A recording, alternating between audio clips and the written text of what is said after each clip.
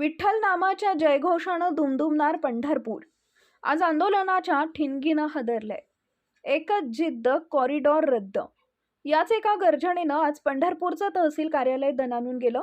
निमित्त होतं पंढरपूर तीर्थक्षेत्र बचाव समितीनं पुकारलेल्या एल्गाराचं. गेल्या अनेक दिवसांपासून प्रलंबित असलेला कॉरिडॉरचा मुद्दा आता पेटलाय. बाधित नागरिकांनी रस्त्यावर उतरून सरकार विरोधात आपला तीव्र संताप व्यक्त केला. विशेष म्हणजे नगर परिषदेत सत्ताधारी असलेल्या तीर्थक्षेत्र विकास आघाडीचे नेते आहेत, त्यांनीही या मोर्चात सहभागी होऊन सरकारला इशारा दिलाय.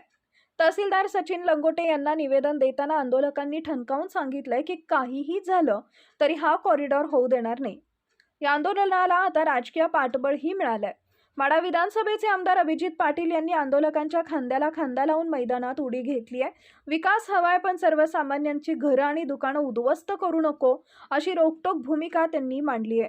आता प्रश्न हाच आहे की बाधित नागरिकांच्या या जनक्षोभासमोर सरकार झुकणार का, की कॉरिडॉरचा हा वाद आणखी चिघळणार? पंढरपूर तीर्थक्षेत्र बचाव समितीच्या वतीने आज या ठिकाणी भव्य मोर्चा काढण्यात आलेला होता.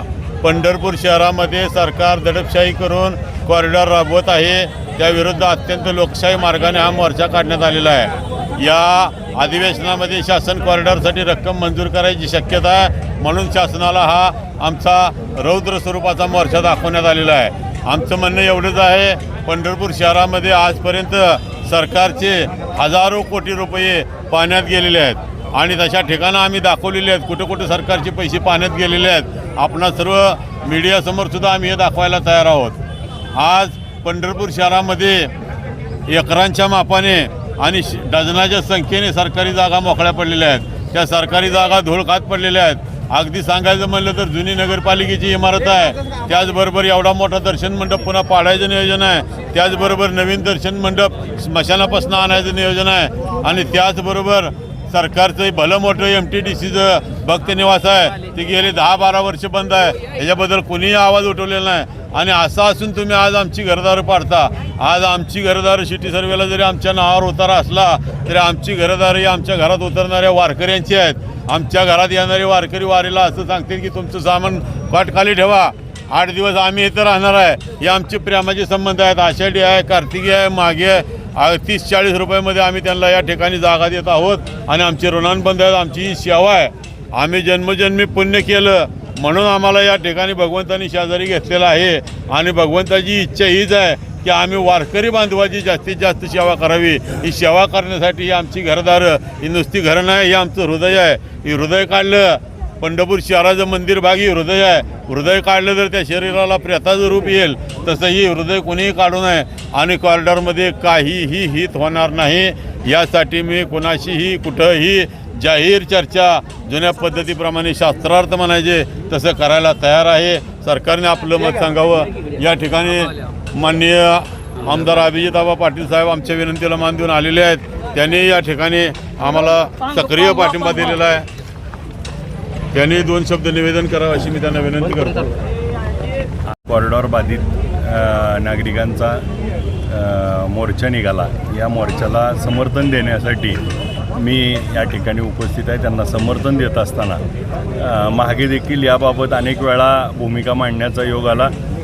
या प्रस्थापितांना त्या ठिकाणी विस्थापित करून जे अनेक वर्ष पिढ्यानपिढ्या राहतात त्यांची घरं मोडून विकास करणं, स्थानिकांच्या घरावर बुलडोजर चालवून विकास करणं हा कितपत योग्य आहे याच्यावर विचार करणं आवश्यक आहे. आणि सरकारला मागच्या काळात देखील कॉरिडॉरमध्ये पंढरपूरच्या पेरिफेरल, मग रिंग रोड असेल, पंढरपूरच्या बाजूला अजून नदीच्या पलीकड विकास अजून करायचा असेल तरी यासाठी सुरुवात करावी आणि पंढरपूरच्या पलीकडचा विकास आधी करून त्या वारकरी हे त्या ठिकाणी येतात, नदीच्या अलीकडे येतात, दर्शन घेतील आणि पलीकडच्या बाजूला जर विकास केला तर त्या ठिकाणी या लोकांची घरं पाडण्याची आवश्यकता भासणार नाही. मग नदीवरनं 2 पूल बांधून आपल्याला जो विकास करायचा आहे तो नदीच्या पलीकडे करावा अशी आमची पहिल्या दिवशीपासून ही भूमिका आहे. तीच भूमिका आम्ही कायम आहे. आबा काही जणांची घरं त्यांची घरं पडल्यामुळं पंढरपूरचा विकास तुम्ही थांबवणार आहे का?